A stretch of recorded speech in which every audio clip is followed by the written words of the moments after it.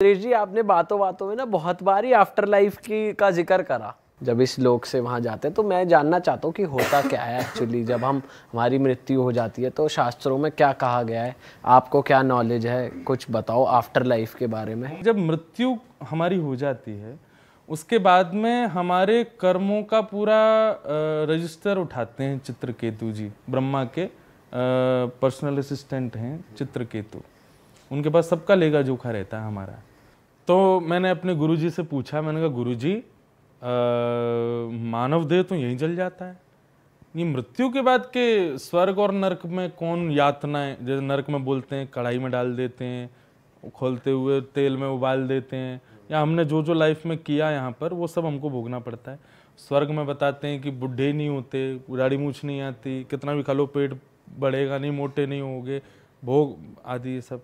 मैंने कहा कैसे पॉसिबल है, क्योंकि ये धर्म तो शरीर का है और शरीर तो यहीं जल गया। तो हमारे गुरुजी ने बहुत अच्छा आंसर दिया, बोले देखो मृत्यु के बाद ना व्यक्ति का पूरा डाटा चेक करते हैं चित्रकेतु, और देखने के बाद में उसका बताते हैं भाई इसने इतना पाप किया, इतने पाप के लिए इसको नरक जाना पड़ेगा, इतना पुण्य किया इसके लिए स्वर्ग जाना पड़ेगा। तो उसके लिए क्या करते हैं, वो उसको यातना देह देते हैं, एक नया एक इन्वेंशन, एक शरीर दिया जाता है। नरक जाने के लिए यातना शरीर मिलेगा जो कि हमारे जैसा ही होता है, बस हमारे शरीर में और उस यातना शरीर में इतना अंतर है कि अगर हमको बीच से काट दोगे तो हम मर जाएंगे, वो मरेगा नहीं, दर्द पूरा देगा। पीटने पर दर्द पूरी होगी लेकिन मरेगा नहीं, बस उसकी यही खासियत है।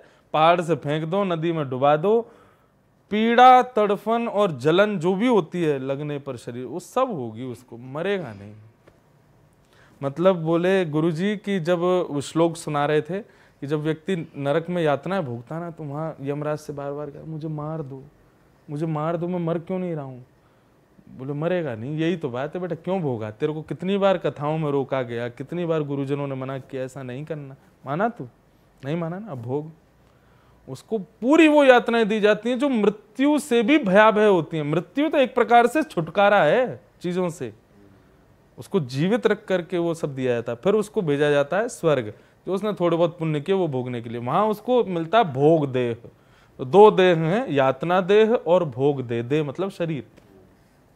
भोग देह को कितना भी खिलाओ, कितना भी पिलाओ, कितना भी कुछ भी कराओ, वो कभी थकेगा नहीं, कभी मोटा नहीं होगा, कुछ भी चीजों से तृप्त नहीं होगा, सब चलता है। तो ये है नरक स्वर्ग के कॉन्सेप्ट।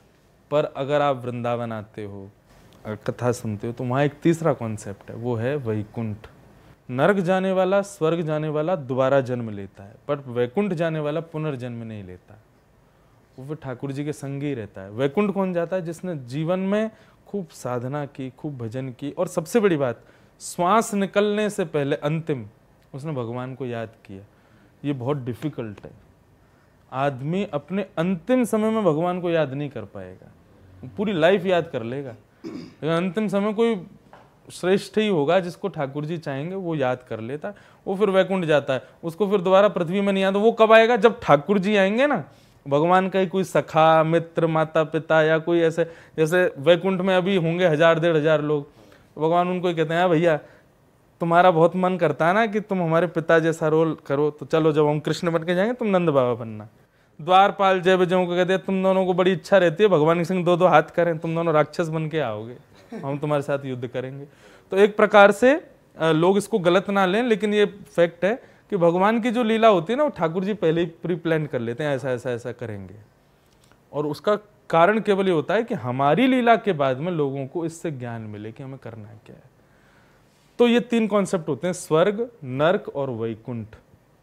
वैकुंठ जाने वाले का जन्म नहीं होता दोबारा, वो भगवान जब आते हैं लीला करने, जैसे अब कल की अवतार होगा तब ठाकुर जी के साथ में जो जो पधारेगा पृथ्वी पर, उनके माँ बन के, पिता बन के, भाई बन के, सखा बन के, शत्रु बन के, दुश्मन बन के, वो सब वहीं से आएंगे और सब लीला होगी।